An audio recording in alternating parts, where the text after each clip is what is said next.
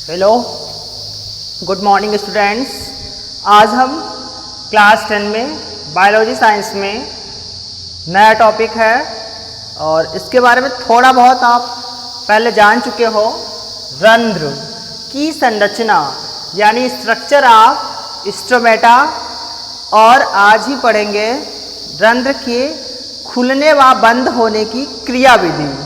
तो जब सबसे पहले रंध्र की संरचना समझ लेते हैं। जब रंध्र की संरचना समझ लेंगे तो इसके खुलने और बंद होने की क्रियाविधि भी आसानी से समझ लेंगे। तो देखिए, आइए आज का टॉपिक रंध्र की संरचना, स्ट्रक्चर ऑफ स्टोमेटा। तो स्टोमेटा, सबसे पहले तो ये प्रश्न उठता है कि स्टोमेटा पाए कहाँ जाते हैं, कहाँ उपस्थित होते हैं। तो हम लोगों ने इसके पहले एक टॉपिक पढ़ा था, वाष्पोत्सर्जन। तो वाष्पोत्सर्जन में बताया गया था कि पौधों के वायवीय भागों से, मुख्यतः पत्तियों पर जो है, पत्तियों के द्वारा वाष्पीकरण होता है जल का, और वाष्पीकरण करने के लिए मुख्यतः या 90% वाष्पीकरण, वाष्पोत्सर्जन रंध्रों के माध्यम से होता है, जिन्हें रंध्रीय वाष्पोत्सर्जन कहते हैं। तो उसी के आगे आज रंध्र है जो पत्तियों के ऊपर उपस्थित होता है छोटे छोटे छिद्रों के रूप में। देखिए, रंध्र मुख्यतः पत्तियों की बाह्य त्वचा पर पाए जाते हैं, यानी जो पत्तियों की ऊपर की त्वचा होती है, बाहर की त्वचा होती है, उस बाहर की त्वचा पर रंध्र पाए जाते हैं। प्रत्येक रंध्र में 2 अर्धचंद्राकार द्वार कोशिकाएं, जिन्हें गार्ड सेल्स होती हैं, यानी प्रत्येक रंध्र में 2 अर्धचंद्राकार गार्ड सेल्स। देखिए, ये रंध्र की संरचना है और ये रंध्र पत्तियों की बाह्य त्वचा पर पाया जाता है। इसमें प्रत्येक रंध्र में, यानी प्रत्येक रंध्र में 2 अर्धचंद्राकार द्वार कोशिकाएं, गार्ड सेल्स, या इन्हें रक्षक कोशिकाएं भी कहते हैं। देखिए, ये अर्धचंद्राकार 2 कोशिकाएं भरी हुई हैं, यानी आधे चंद्रमा के समान। इन्हें ही द्वार कोशिकाएं या इंग्लिश में गार्ड सेल्स कहते हैं। यानी द्वार कोशिकाओं को इंग्लिश में जो है गार्ड सेल्स भी कहा जाता है, और रक्षक कोशिकाएं भी कहा जाता है। तो प्रत्येक रंध्र में 2 अर्धचंद्राकार द्वार कोशिकाएं, यही अर्धचंद्राकार द्वार कोशिकाएं उपस्थित हैं। आगे इनमें रंध्र को छोटा, बड़ा या बंद करने की क्षमता होती है। रंध्र के नीचे एक अधोरंध्रीय गुहा होती है। तो सबसे इंपॉर्टेंट लाइन है कि इनमें रंध्र को छोटा, बड़ा या बंद करने की क्षमता होती है। जो रंध्र में 2 अर्धचंद्राकार द्वार कोशिकाएं पाई जाती हैं, ये द्वार कोशिकाएं जो है इस पूरे रंध्र को खोलना, ये खुला हुआ रंध्र है। इसके बाद अभी समझेंगे खुलने और बंद होने की क्रियाविधि। हम अभी समझ रहे हैं कि जो द्वार कोशिकाएं हैं, ये इस रंध्र को खोलने, बंद करने, छोटा करने या बड़े करने का कार्य करती हैं। यानी इस रंध्र को बड़ा करने का कार्य, छोटा करने का कार्य और खोलने और बंद करने का कार्य गार्ड सेल्स या द्वार कोशिकाएं करती हैं। रंध्र के नीचे एक अधोरंध्रीय गुहा होती है, यानी रंध्र के नीचे वाले हिस्से पर एक अधोरंध्रीय गुहा होती है, यानी इसके जो नीचे का हिस्सा है ये गुहा बनी हुई है, और इस गुहा का जो संबंध होता है वो अंतराकोशिकी से होता है या अंतराकोशिकी अवकाशों से होता है। इसके बीच ये खाली जगह है, इस अंतराकोशिकी अवकाश हैं, इनसे होता है। द्वार कोशिकाओं की अंदर वाली भित्ति मोटी तथा बाहर की भित्ति पतली होती है।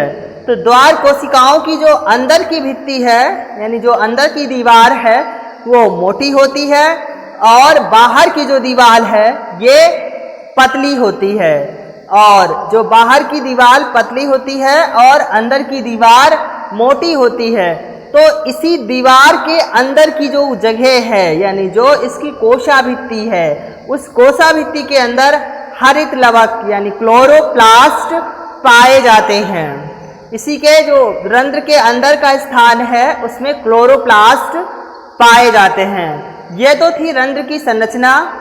फिर से एक बार देख लेते हैं शॉर्ट में। रंध्र मुख्यतः पत्तियों की बाह्य त्वचा पर पाए जाते हैं या पत्तियों के बाहरी सतह पर उपस्थित होते हैं। प्रत्येक रंध्र में 2 अर्धचंद्राकार द्वार कोशिकाएं उपस्थित होती हैं। इन्हीं ये द्वार कोशिकाएं इस पूरे रंध्र को खोलने, बंद करने, छोटा करने या बड़ा करने का कार्य करती हैं। रंध्र के नीचे के जो स्थान है इसमें अधोरंध्री गुहा होती है और इस अधोरंध्री गुहा का संबंध अंदर कोशिकीय अवकाशों से होता है जो इनको जल को भरने के काम आती है।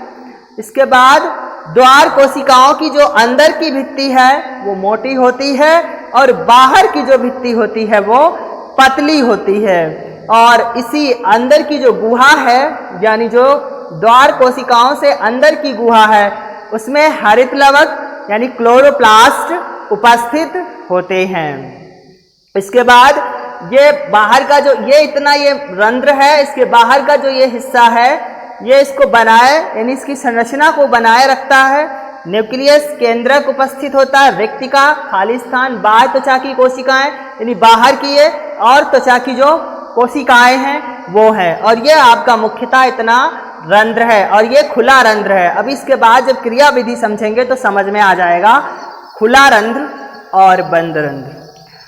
अब देखिए कुछ इंपॉर्टेंट है कि रंध्र दिन के समय खुले रहते हैं और रात्रि के समय बंद हो जाते हैं। जैसा मैंने आपको बताया है कि वाष्पीकरण की क्रिया प्रकाश में अधिक होती है, यानी जब प्रकाश की उपस्थिति होती है तो उसमें वाष्पीकरण की दर जो है अधिक होती है, क्योंकि प्रकाश दिन में होता है और दिन में रंध्र खुला रहते हैं और वाष्पीकरण का काम रंध्रों के माध्यम से ही होता है। रंध्र वाष्पीकरण का काम करते हैं।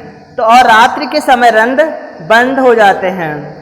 शुष्क हवा के चलने तथा अधिक वाष्पोत्सर्जन होने पर भी ये बंद हो जाते हैं। यानी जब सूखी हवा चलेगी, सूखी हवा का मतलब है कि वायु में आर्द्रता नहीं होगी, नमी नहीं होगी और जब ज़्यादा वाष्पोत्सर्जन होना प्रारंभ हो जाएगा तब भी रंध्र बंद हो जाते हैं। तो ये थी रंध्र की संरचना।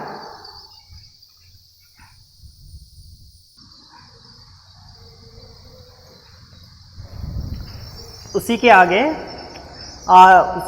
पर्णरंध्र के खुलने व बंद होने की क्रिया विधि, यानी पर्णरंध्र कैसे खुलते व बंद रहते हैं, यह आपसे पूछा जाता है बोर्ड एग्जाम में भी। तो अब हम इसको पढ़ लेते हैं, पर्णरंध्र के खुलने व बंद होने की क्रिया विधि। तो यहाँ पर 2 स्ट्रक्चर्स बनाए गए हैं, एक है बंद अवस्था पर्णरंध्र की और एक है खुली अवस्था। तो सबसे पहले थोड़ा थ्योरी पढ़ते हैं, थ्योरी के माध्यम से हम आसानी से समझ जाएंगे। देखिए क्या है कि पर्णरंध्र का निर्माण 2 विशेष प्रकार की द्वार कोशिकाओं से होता है। आपको बताया था जब पर्णरंध्र की संरचना, तो पर्णरंध्र की संरचना में बताया था कि इसमें 2 अर्धचंद्राकार द्वार कोशिकाएं या गार्ड सेल्स उपस्थित होती हैं। इन्हीं का सबसे ज्यादा रोल होता है यानी रंध्र को खुलने व बंद करने में। पर्णरंध्र पत्ती में पाया जाता है, इसलिए पर्ण, ठीक है। हाँ, तो पर्णरंध्र का निर्माण 2 विशेष प्रकार की द्वार कोशिकाओं से होता है। जब ये द्वार कोशिकाएं स्फीत रहती हैं तो रंध्र खुला रहता है और जब स्लथ रहती हैं तो बंद रहता है। स्फीत और स्लथ समझना है क्या होता है। स्फीत होता है जब जो है जल कोशिकाओं में पहुंचता है, यानी द्वार कोशिकाओं में पहुंचता है, तो ये द्वार कोशिकाएं जल से भर करके आकार में बढ़ जाती हैं तो इसे स्फीत अवस्था कहते हैं। और जब जल इन द्वार कोशिकाओं के अंदर से बाहर निकल जाता है, यानी जल इनमें नहीं रहता है, तो इनके अंदर की जो लचीली कोशिका भित्ति होती हैं वो सिकुड़ जाती हैं, तो उन्हें स्लथ कहते हैं। स्फीत और स्लथ यही है। तो कोशिकाएं स्फीत रहती हैं तो रंध्र खुला रहता है, और जब स्लथ रहती हैं तो बंद रहता है। तो हमें ये याद रखना है कि जब द्वार कोशिकाएं स्फीत होंगी तो रंध्र खुलेगा, और जब द्वार कोशिकाएं बंद होगी तो रंध्र, यानी जब द्वार कोशिकाएं स्लथ होंगी तब बंद होगा। और स्फीत अवस्था और स्लथ अवस्था क्या होती है? स्फीत अवस्था में जो द्वार कोशिकाएं हैं उन द्वार कोशिकाओं में जल भरा होता है, जिसके कारण ये आकार में बढ़ जाती हैं। और स्लथ अवस्था में क्या होता है कि इनके अंदर से जल निकल करके दूसरी कोशिकाओं में चला जाता है, यानी इनके अंदर की जो लचीली भित्तियां हैं या लचीली कोशिका भित्तियां हैं वो सिकुड़ जाती हैं। इन्हें हम स्लथ कहते हैं। तो ये था स्फीत और स्लथ। इसके आगे अब देखते हैं क्या रोल है। द्वार कोशिकाओं की स्फीति में परासरण दाब बढ़ने पर, यानी जब द्वार कोशिकाओं की स्फीत अवस्था में, स्फीत अवस्था यानी जब इनमें जल भरा होगा, तो स्फीत अवस्था में परासरण दाब बढ़ने पर, यानी जब परासरण दाब लगता है तभी इनमें जो है जल कार्टेक्स की कोशिकाओं से प्रवेश करता है, यानी तभी जल जो है इनके अंदर आता है। जब इन पर परासरण दाब काम करेगा तभी इनकी यानी द्वार कोशिकाओं में जल भरता है, तो वो भी स्फीत अवस्था हो जाती है। स्फीत अवस्था यानी द्वार कोशिकाएं आकार में बढ़ने लगती हैं। तो द्वार कोशिकाओं की स्फीति में परासरण दाब बढ़ने पर सहायक कोशिकाओं से परासरण की क्रिया के द्वारा, यानी जब रंध्र खुलता है या स्फीत अवस्था होती है तब उसमें परासरण दाब बढ़ता है, और सहायक कोशिकाओं से भी परासरण दाब लगता है, यानी जो कार्टेक्स की कोशिकाएं हैं, जो उसके बाह्य त्वचा की कोशिकाएं हैं, उनसे परासरण दाब बढ़ता है, और उस क्रिया के द्वारा पानी अंदर आ जाता है और द्वार कोशिकाएं स्फीत हो जाती हैं, जिससे रंध्र खुल जाता है। वही बताया, जब इनमें इनकी द्वार कोशिकाओं में परासरण दाब बढ़ने लगता है और सहायक कोशिकाओं का भी दाब बढ़ने लगता है, जिसके कारण यानी परासरण की क्रिया के द्वारा इनमें पानी भर जाता है। किनमें? द्वार कोशिकाओं में, यानी गार्ड सेल में पानी भर जाता है, और पानी भर जाने के कारण ये स्फीत अवस्था में आ जाती हैं, यानी द्वार कोशिकाएं स्फीत अवस्था में आ जाती हैं, जिससे ये आँख खुल जाती हैं। देखिए ये खुली हुई स्ट्रक्चर है ये, जिससे क्या होता है, रंध्र खुल जाता है। जब इनमें पानी भर जाता है, पानी की मात्रा अधिकता हो जाती है, तो इनके अंदर की लचीली जो भित्तियां हैं वो आकार में बढ़ने लगती हैं, और आकार में बढ़ने के कारण रंध्र खुल जाता है। तो ये रंध्र की खुली अवस्था।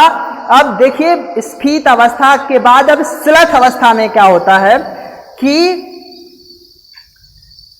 परासरण दाब घटने पर, यानी ध्यान रखना है, जब स्फीत अवस्था होगी तब परासरण दाब बढ़ेगा, और जब स्लथ अवस्था आएगी तब परासरण दाब घटेगा। तो परासरण दाब घटने पर जल पड़ोसी कोशिकाओं में चले जाने से स्लथ हो जाती हैं। यानी वही बताया कि जब इनमें परासरण दाब कम हो जाएगा द्वार कोशिकाओं में, ये दो अर्धचंद्राकार यानी इतनी आधे चंद्रमा के समान और इतनी आधे चंद्रमा के समान दो द्वार कोशिकाएं हैं, तो इन द्वार कोशिकाओं में जैसे ही परासरण दाब घटता है वैसे ही इनके अंदर का जो जल है ये पड़ोसी कोशिकाओं में चला जाता है, यानी दूसरी पास की कोशिकाओं में ट्रांसफर हो जाता है, या जिसके कारण ये द्वार कोशिकाएं स्लथ हो जाती हैं, यानी सिकुड़ जाती हैं। द्वार कोशिकाओं की आंतरिक भित्तियां, जो लचीली भित्तियां हैं, वो लचीली भित्तियां सिकुड़ जाती हैं, और सिकुड़ने के कारण रंध्र बंद हो जाते हैं। ये रंध्र बंद हो गया। ठीक है, तो ये थी रंध्र की बंद अवस्था और ये थी रंध्र की खुली अवस्था। दोनों के चित्र बनाने हैं आपको, पर्णरंध्र के खुलने व बंद होने की क्रिया विधि में। इस प्रकार ये बहुत इंपॉर्टेंट टॉपिक था, समाप्त हुआ। बस थोड़ा यहाँ से इतना ध्यान रखना है, आपको पॉइंट के खुलने व बंद होने की क्रिया इन्हीं 4 लाइनों में आसानी से समझ में आ जाएगी।